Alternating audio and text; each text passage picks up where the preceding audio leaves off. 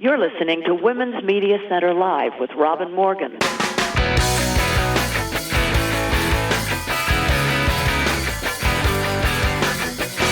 Welcome to Women's Media Center Live. I'm Robin Morgan.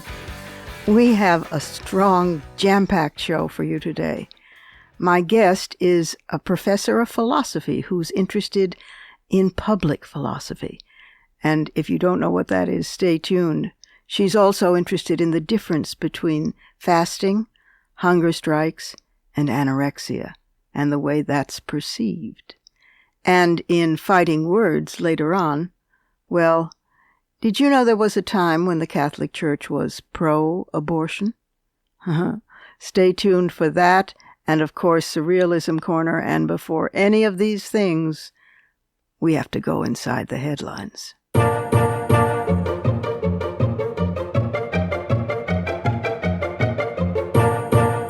The Women's Media Center has just released its Divided 2019, The Media Gender Gap Report. No one will get dizzy from the progress we've made, as exposed in the report. Just insert the words still and even today in these simple statistics. 69% of news wire bylines, like AP and Reuters, are held by men, by far the biggest gender gap in news media. 63% of TV primetime news broadcasts feature male anchors and correspondents. 60% of online news is written by men. 59% of print news is written by men. The gender gap has narrowed a bit at the networks ABC, CBS, and NBC. At PBS, where a woman, Judy Woodruff, remains the sole primetime news anchor since her former partner, the great Gwen Ifill, died, the share of male credits rose at PBS from 55 to 64%. You can read and download for free the full report at womensmediacenter.com. Facebook and Apple are going at it. It's ironic, but possibly to have been expected, that the best regulatory check on one of these Silicon Valley mega giants would, at least at first, come from another one of those giants. In this one, Apple is the good guy, and Facebook, well, it sticks reliably to its already crummy reputation, its service, delivery, and intrusive practices. It turns out that Facebook allowed one iPhone user to call another and listen in on that person's conversations through the device's microphone, even if the recipient did not answer the call. Facebook, which of late is reporting disappointing financial results, said it had disabled the bug, or at least the feature behind the bug. But apparently Apple doesn't trust Facebook, I wonder why, and is in the process of disconnecting any other little secret inserts and accesses that Facebook previously had on iPhones. A study published in the Journal of Pediatric Psychology shows that Americans take the pain of little girls less seriously than that of little boys, honest to God. In the test, those who were told that a distressed patient's name was Samuel inferred that he was in more pain than those who were told that the patient's name was Samantha. Samuel and Samantha are the same 5-year-old child with shoulder-length blonde hair, a red T-shirt, and gym shorts, and no immediately suggestible gender characteristics. The child went through a finger prick test, captured in the short video that was then played for 264 adults, and the lead author, Brian Earp, Associate Director of the Yale Hastings Program in Ethics and Health Policy, described this as a new research area assessing pain as biased by race, sex or gender, and so forth. Some researchers have already noted the likelihood that women themselves rate their own pain as a less severe one than it really is, but boys and men underestimate their own pain for a different reason, because of socialized expectations that to be manly means to be strong and never admit vulnerability. Other biases, some of which have been documented by the American Medical Association's Journal of Ethics, show that African Americans and Latinos have been shown to receive lower doses of pain medication than whites. They wait longer in emergency rooms for medication, and their pain is taken far less seriously in hospice care. Minority and low-income children encounter more difficulty getting tooth pain evaluated and treated. In other words, the people who are in most pain, not only literal and physical but societal, are least believed, which of course exacerbates pain. Now, maybe stick in your mouth guard if you use one to keep from grinding about this next item.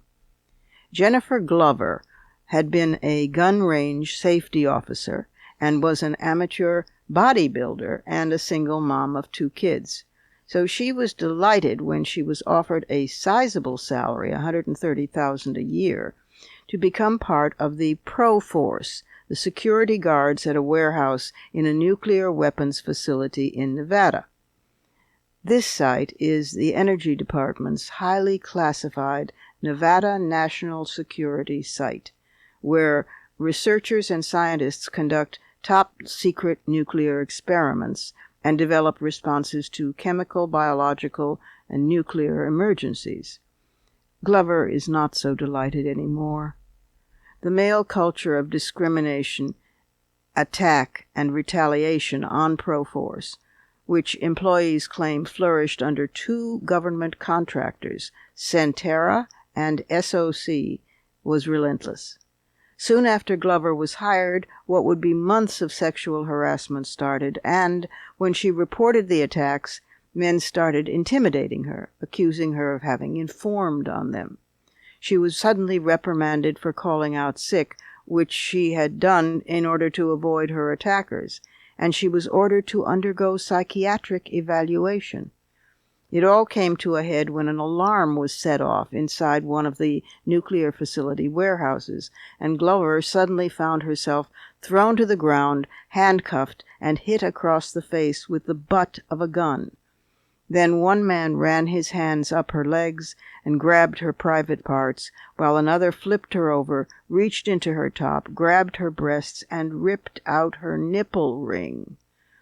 By the time the smoke had cleared, the men had disappeared. Now, the upshot is that despite numerous reports of workplace harassment and assault by other women in addition to Glover, 2 guards have been suspended, not even fired, and Glover herself was fired for taking a photograph of her schedule, which SOC called company documents, and also apparently her use of profanity and, quote, hostility and aggression also placed the safety of the site in jeopardy, close quote, according to the SOC termination letter. I would be so hostile and aggressive that I would turn the air blue with my language. I would also sue. I hope she does. Good news, though, from New York, my own state, where for over a decade childhood sexual abuse survivors have been lobbying lawmakers for the chance to seek justice no matter how much later, only to be blocked by insurance companies, private schools, and leaders of the Roman Catholic Church and the Orthodox Jewish communities. But activists prevailed, despite special interests in and tied to the then, for years, Republican-controlled state Senate, which warned that permitting victims to revive old claims could lead to churches, schools, and community organizations to become bankrupt. Oh, gee. So for 13 years, the so-called Child Victims Act just lay dormant. But Democrats won control of the state Senate in November, and last Monday, both the state Senate and Assembly overwhelmingly approved the act, and the governor has promised to sign it into law. Every senator, Republican and Democrat, voted for the bill, even though it had never even managed to come to the Senate floor for vote under the GOP majority. What hypocrites they are. The act will greatly extend New York's statute of limitations for childhood sexual abuse, which previously had required that criminal or civil charges must be brought before the survivor's 23rd birthday. This was among the most restrictive limitations in the nation. Under the new law, prosecutors could bring criminal charges until the victim turned 28, and victims themselves could sue until age 55. Moreover, the bill will create a one-year so-called look-back window during which old claims that had already passed the statute of limitations could be revised. Elections do indeed have consequences. And a heads-up alert whenever you read more and more frequent news headlines about hoped-for imminent peace talks with the Taliban to end the war in Afghanistan. Now, peace talks of any sort almost always get my support, but this situation makes me nervous. Supposedly, the United States will engage in talks with, quote, moderate Taliban leaders. We've been here before. As the Pakistani journalist Shazia Rafi has written with wit and wryness, what is a moderate Taliban? She came up with a series of questions that exposed the ridiculous hypocrisy in this approach. Is someone a moderate Taliban if he permits his daughter to go to school, his wife to learn how to read, or to be employed? Does he believe in his entitlement to beat women, to arrange marriages for his daughter, whether she wants that or not? In fact, a study by the gender equality group Pro Mundo, together with UN Women, has released the survey of about 2,000 adult men in that country, showing that about 2/3 of Afghan men think that Afghan women, wait for it, have too many rights, and thus are too emotional to become leaders. This, in a country where domestic violence, forced marriage, even of children, female illiteracy, and high maternal mortality rates is epidemic, especially in rural areas, plus stonings for perceived adultery and invisible judgment that is also unavoidable by all-male village elders in rural parts. These are commonplace in Afghanistan.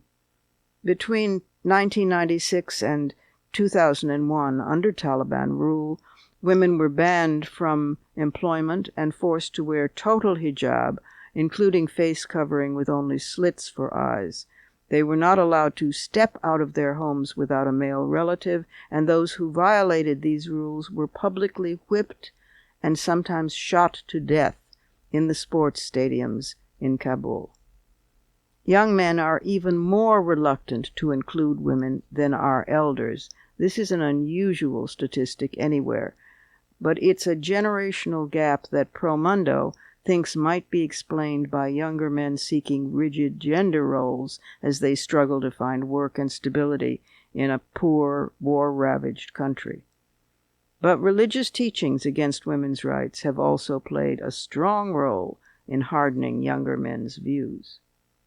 Every previous peace talk with the Taliban has had as a subject women's rights. Yet, when you speak with Afghan women themselves, and I have, one finds terror at the idea of the United States leaving. These women know that whatever is said in talks or even written and signed on paper, it will be a disaster for women. And the revenge lists already exists, drawn up by Taliban, about those women who have somehow managed to go to high school or even college, those women who ran for and won office, those women who have been successful in small businesses, and especially those women who have worked actively and publicly to advance women's rights. There will be blood in the sand of the sports stadium again, and these women know it.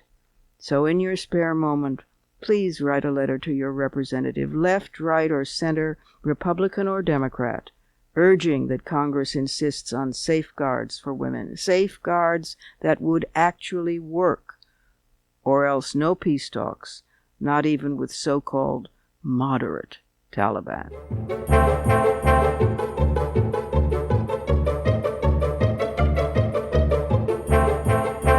We have to take a short break here before the rest of this episode, which I could nickname the show on bodily integrity. Anyway, when we come back, we're going to the Surrealism Corner.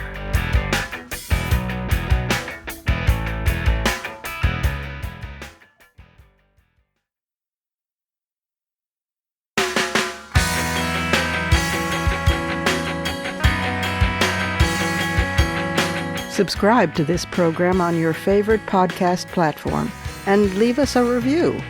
Follow us on Twitter at WMC Live, like our Facebook page at facebook.com/WMC Live, and visit us at WMCLive.com for more information about our show and our guests.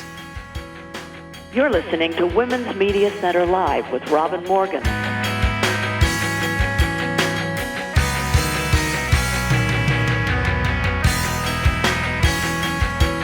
And we are back and on our way to the Surrealism Corner.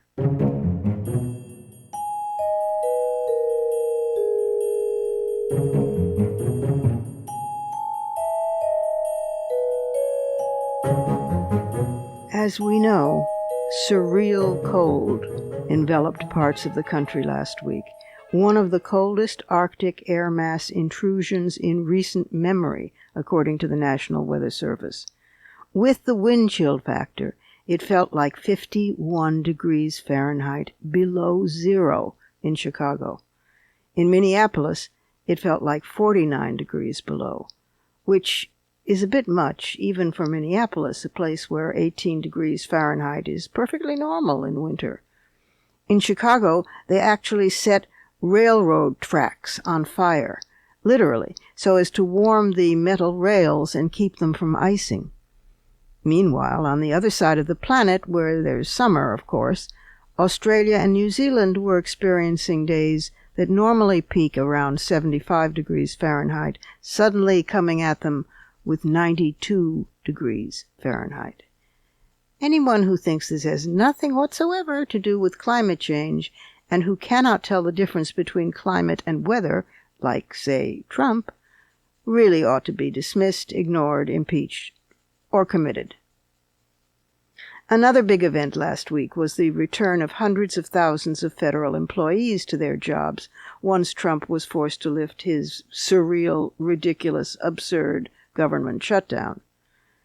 Now, some people still exist who might think that there was somehow a good tactic hidden in this shutdown.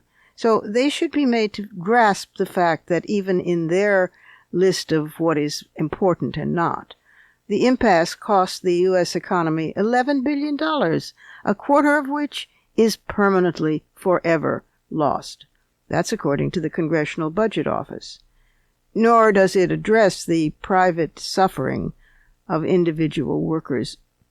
But hey, their suffering was merely real. Possibly influenced by Nancy Pelosi so skillfully wielding dusty old rules that empowered the Speaker of the House in ways most citizens had never heard about, Queen Elizabeth II just might weigh in on Brexit. Britain is all abuzz over that possibility, although up until now Elizabeth II has mostly retained her Sphinx-like neutral position on everything. But reportedly she is thinking about employing a royal prerogative. It's her prerogative. That hasn't been used for centuries, the right to tactically adjourn or prorogue the Parliament.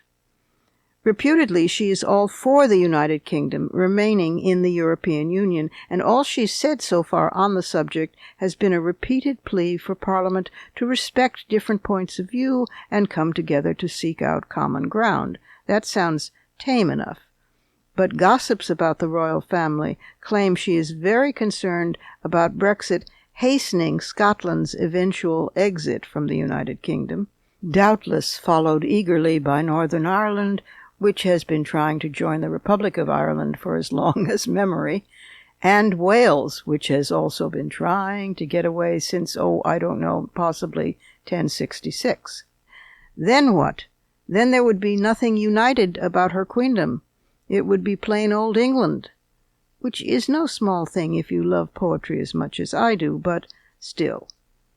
In any event, with only 9 weeks left before the deadline, different factions in Parliament are still battling over whether maximal goals like remaining in the Union or a so-called hard exit, just walking out and letting the economic disaster follow, is the option. But Elizabeth does keep wearing a certain set of colors, deep blue touched by yellow, which happens to echo the flag of the European Union. And she has, in the past, implied that if a referendum didn't go as planned or anticipated, she personally was not opposed to a do-over. Listen, I am so not a monarchist, but it would be interesting to see another old woman who flex powers nobody remembered she even had, and do so in the cause of sanity. After all, she's 92 years old, and she has been queen for a long time. And as the late, great writer Ursula K. Le Guin once wrote, quote, "Old women are different from everyone else. They say what they think." Close quote. This next item is utterly absurd. Eager to promote itself on making great strides on women's rights, the UAE, the United Arab Emirates, has announced the winners of its Gender Balance Index Awards. So the ruler of Dubai posed for a photograph with government officials collecting the prizes. The photograph was flashed around the world. It was all men. Social media went bananas, wondering if the awards were a parody or a satire or a joke. One Dutch journalist tweeted, "I'm sorry to be the one to tell you this, boys, but you forgot to invite women." In reality, 3 of the awards were for government agencies and only 1 for an individual, but they were all guys. On top of that, the man handing out the awards, Sheikh Mohammed Maktoum, monarch of the Emirates of Dubai and vice president and prime minister of the UAE, has been in boiling hot water in the news recently, since one of his adult daughters has alleged publicly that he had her and an older sister abducted, imprisoned, and tortured for trying to escape his direct control.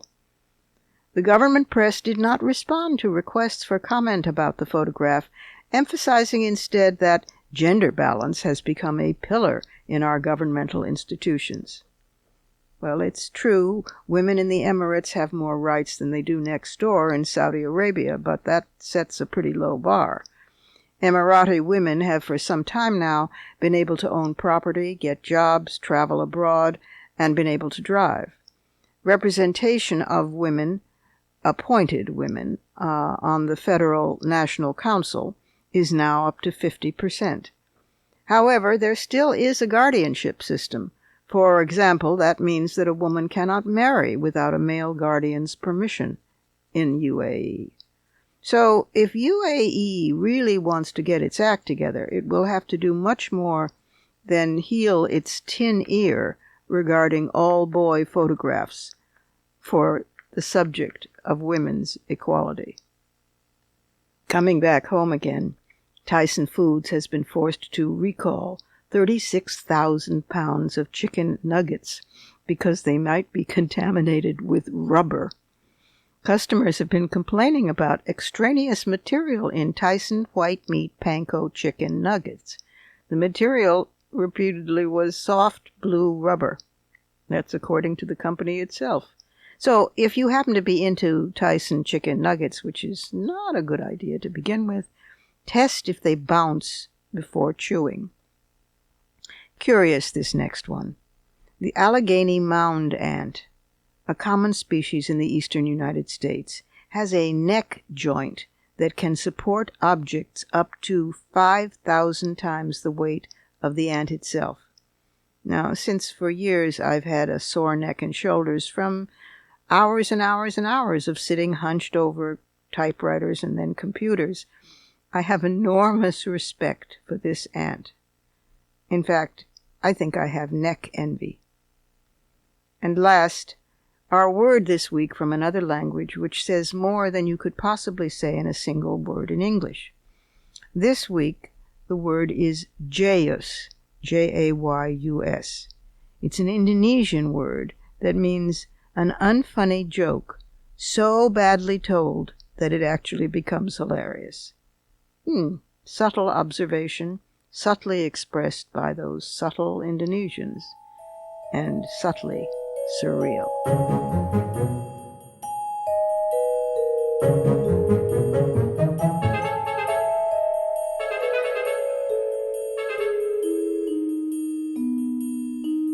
Time for another quick break, and then we'll be back with my guest and a discussion about how some people can't seem to tell the difference between dieting, fasting, a hunger strike, or anorexia.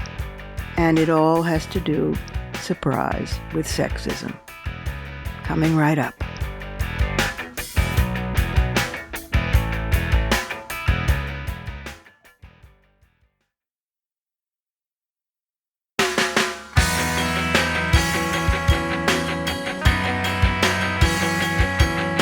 The Women's Media Center, founded in 2005 by Jane Fonda, Gloria Steinem, and myself, is a progressive, nonpartisan, nonprofit organization working to make women visible and powerful in media.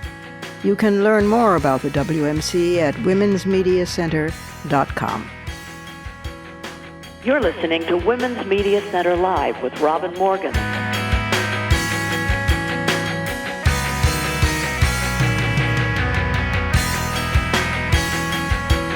And welcome back again. My guest this week, Mariana Alessandri, is Assistant Professor of Philosophy, Mexican-American Studies Affiliate Faculty, University of Texas, Rio Grande Valley. She teaches ethics, existentialism, religious studies, and the history of philosophy. She also volunteers with the Humanitarian Respite Center in McAllen, Texas, as well as with the Young Center for Immigrant Children's Rights. And she's beginning to engage in public philosophy, publishing in the New York Times, Times Higher Education, Chronicle of Higher Education, Yahoo Parenting, and so forth. And it is on that front, public philosophy, that she's here today, because I read an op-ed piece of hers in the New York Times that blew me away. Here's why. Welcome to the program, Dr. Alessandri. Mariana, if I may call you that. Yes, thank you. I'm so happy to be here. Wow, you wrote an op-ed for the New York Times very recently that just blew me away, because I had absolutely never thought of any of it. And when you've been a feminist as long as I have, you think arrogantly, stupidly, that you've thought of most things. It was called The Gender Politics of Fasting.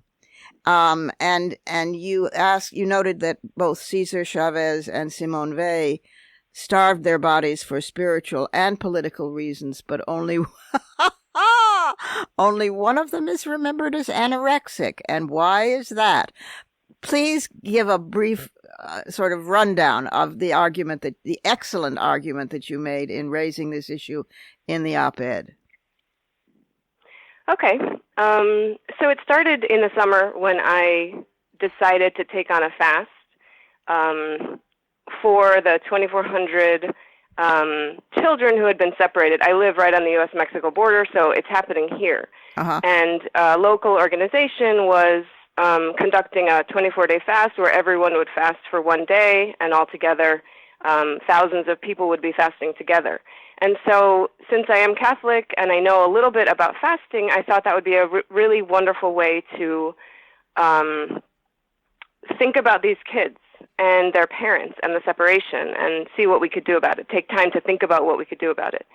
And I started thinking about fasting, and then it got reported in a local paper as a hunger strike. And I thought, oh, that's funny. It's not a hunger strike. It's a fast, and people don't know the difference. So I wanted to write an original piece on fasting versus hunger strikes. But then as I was thinking more and more about fasting and trying to think through Cesar Chavez and Simone Weil, who were both Catholics and both fasted, I started to notice the difference between the way that they were received, and my article kind of took that turn instead. So what I was noticing about Cesar Chavez, who actually founded Lupe, the group that I was fasting with, when he fasted, the media was all over it. They loved it. They reported it as, very spiritual and holy, and they also confused it with a hunger strike, so he had to clear it up, often. Uh-huh. But they just thought he was wonderful, and they think Gandhi's wonderful, right? So a man who fasts, it seems, is getting this praise for not eating. Right. And then I look at the history of Simone Weil, and she didn't eat either because in France at the time, her French compatriots didn't have, the soldiers didn't have money for food or sugar. She started when she was 5. And what happened to her was at the end of her life, she was institutionalized in an insane asylum until she died. And then afterwards, she was called an anorexic. Right. And people now sort of, when they think about her fasting, they say, oh, no, that was weird, that was crazy, she's not a legitimate, we should never, think like her. They don't respect her body as much as we respect someone like Cesar Chavez or even someone like Gandhi. Right. I just read it, and it's one of those things that you want to immediately grab a pencil and write in the margins. How true. I never had thought of that before. And the same was, it makes me want to re-examine all famous fasting, and disaggregate the data by gender. Because of course, St. Catherine of Siena, was another faster, and I've heard people today refer to her as an anorexic.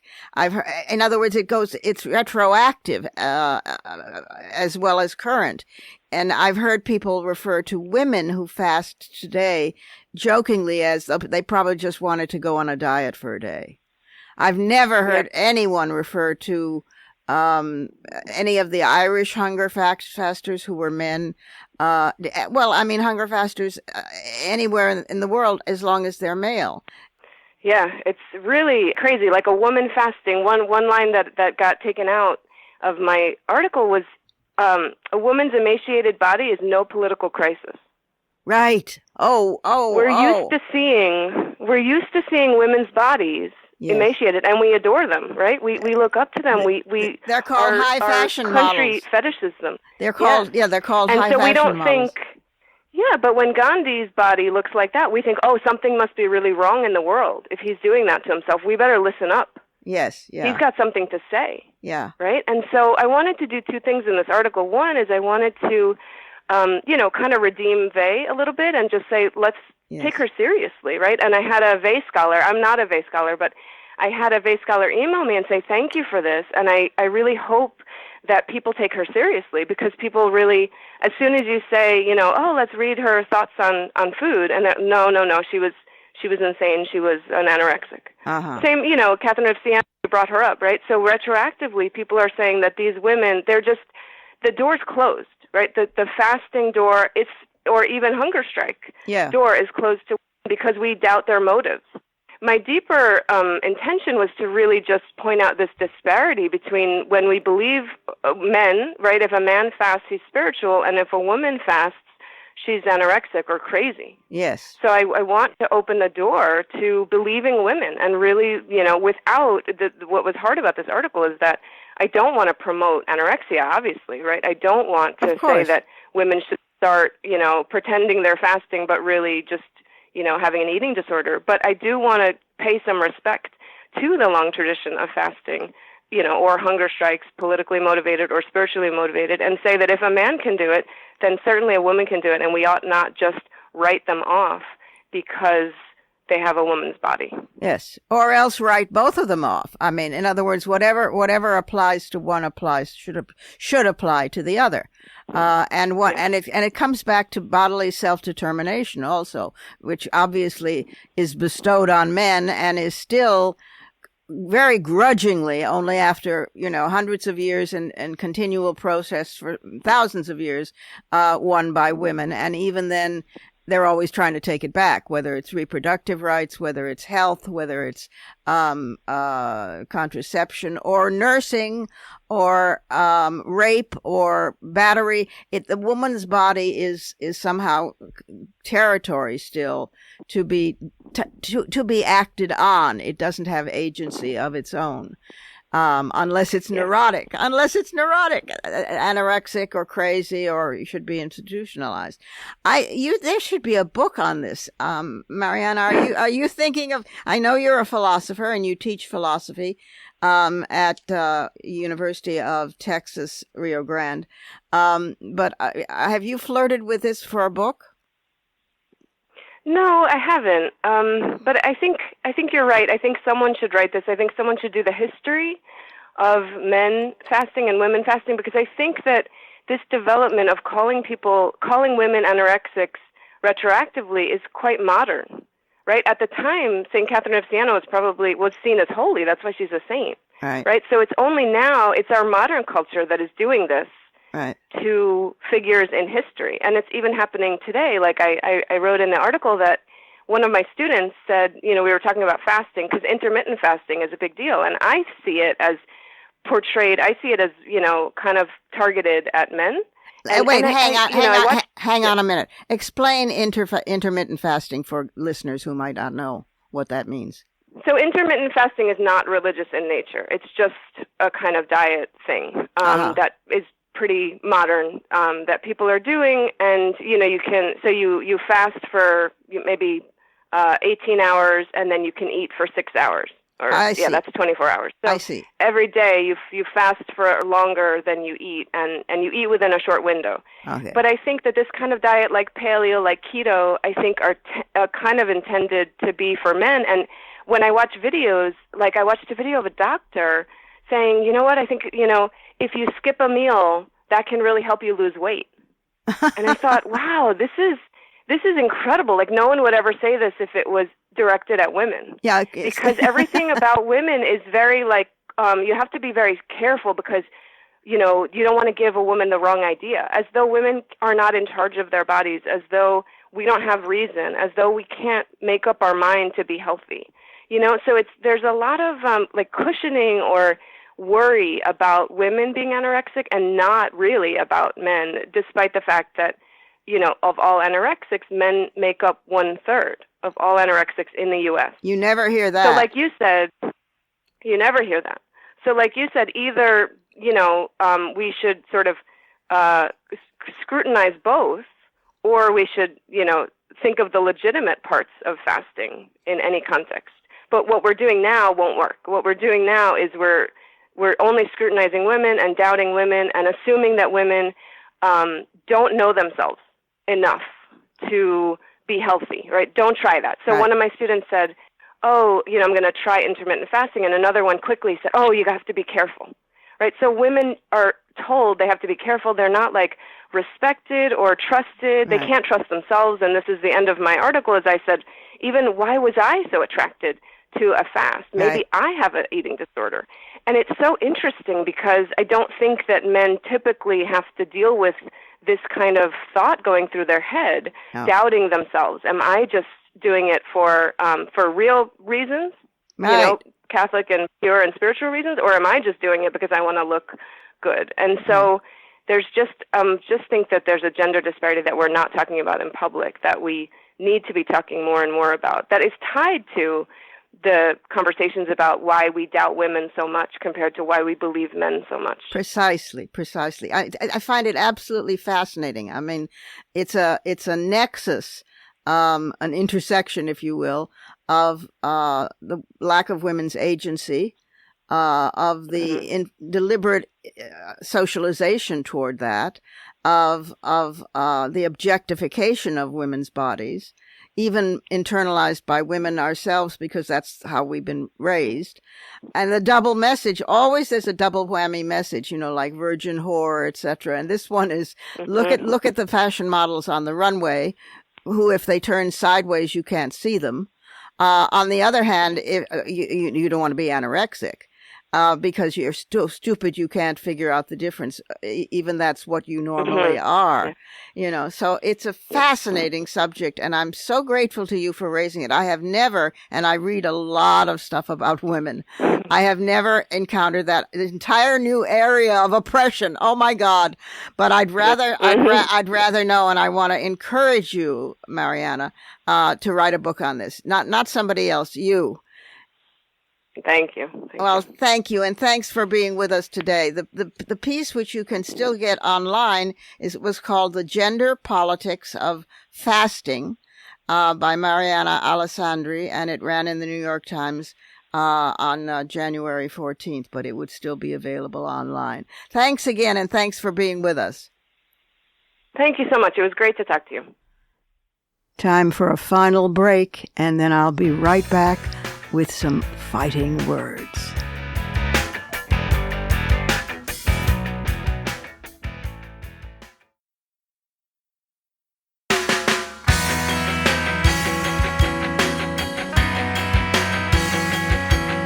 For the smartest talk about news, politics, sex, books, religion, race, and more, it's Women's Media Center Live with Robin Morgan. Audacious, witty, provocative, informative, and fun. It's Women's Media Center Live with Robin Morgan. Talk radio with a brain.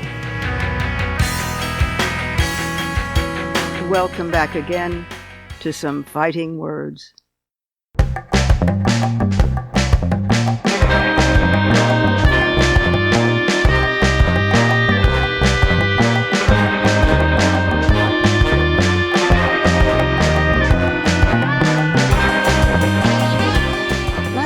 New York Governor Andrew Cuomo signed into law one of the most expansive reproductive rights bills in U.S. history, and no sooner had the ink dried than some prominent Catholics began urging Cardinal Timothy Dolan of New York to declare Cuomo excommunicated because of the A word, abortion. 3 decades ago, New York Cardinal John O'Connor tangled with Andrew's father, then Governor Mario Cuomo, over the same issue. Then as now, both father and son governors shrugged, and neither cardinal acted.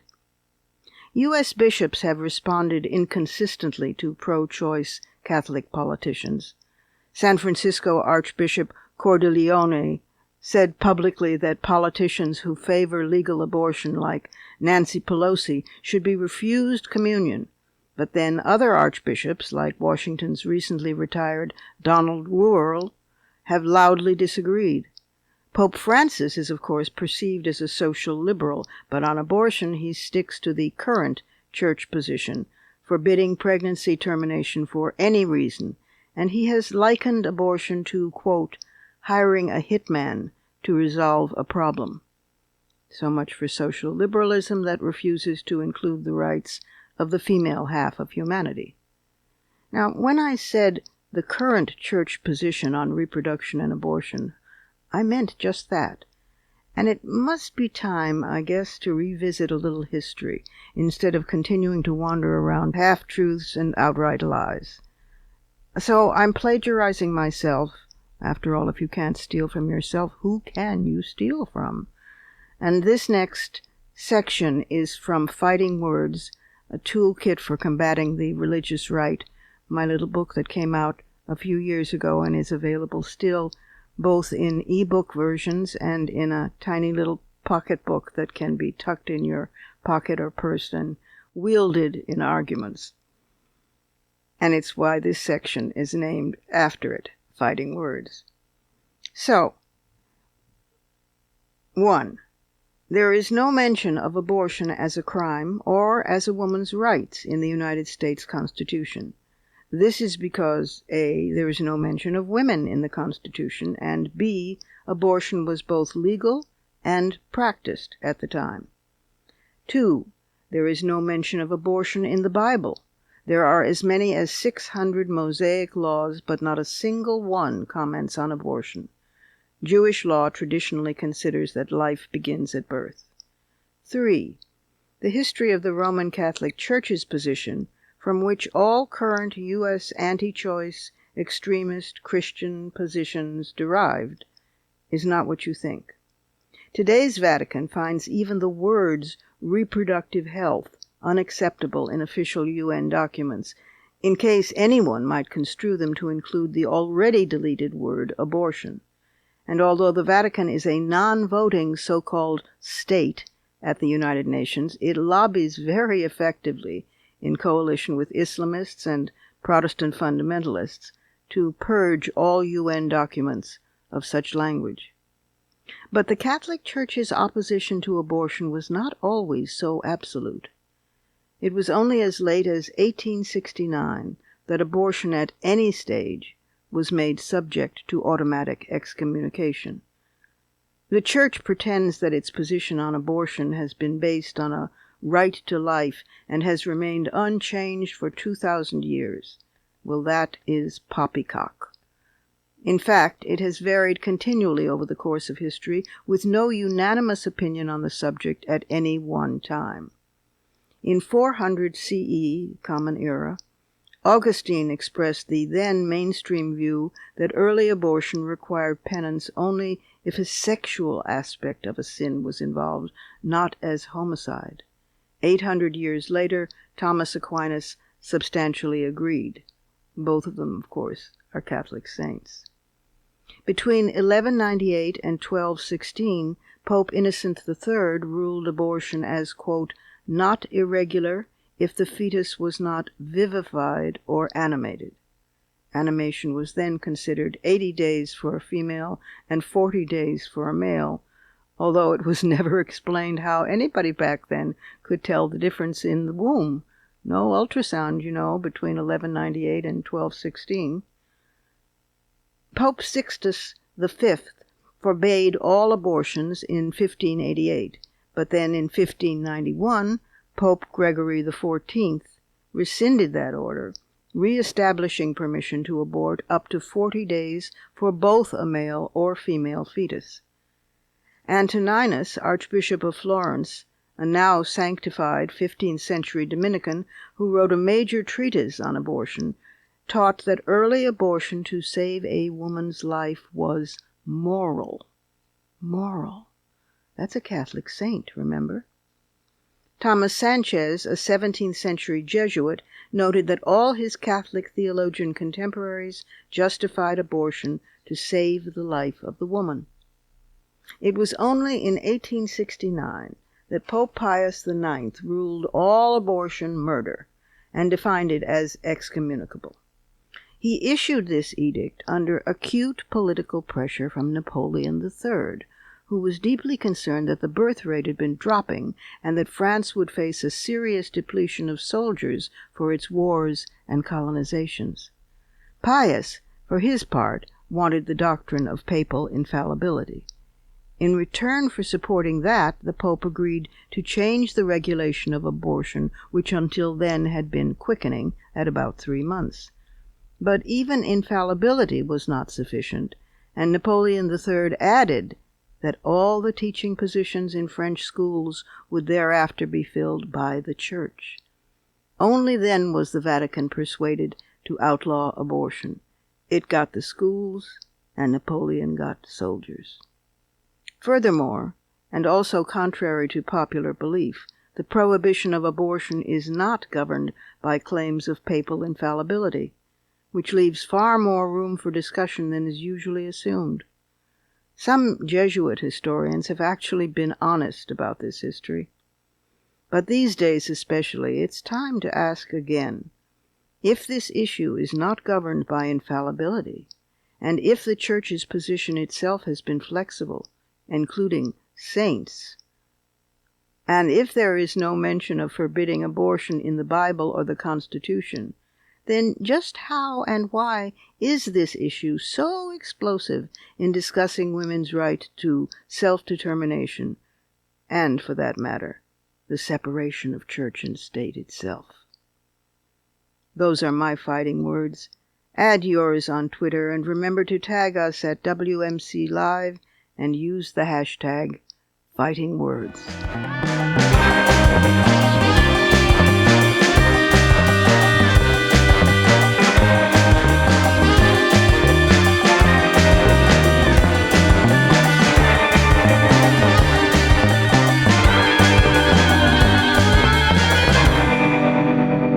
And that's our show for today. You can follow me on Twitter at @TheRobinMorgan and on Facebook at facebook.com/TheRobinMorgan. Check out my blog at robinmorgan.net and find my latest book, Dark Matter, wherever books are sold. Opinions expressed on this program do not necessarily represent the Women's Media Center. Here's the family for our show. Executive producer as well as founding and sustaining sponsor, Regina K. Scully. WMC president and co-executive producer of this program, Julie Burton. I'm Robin Morgan, your producer and host. Thank you for being with us. Join us again next time on Women's Media Center Live.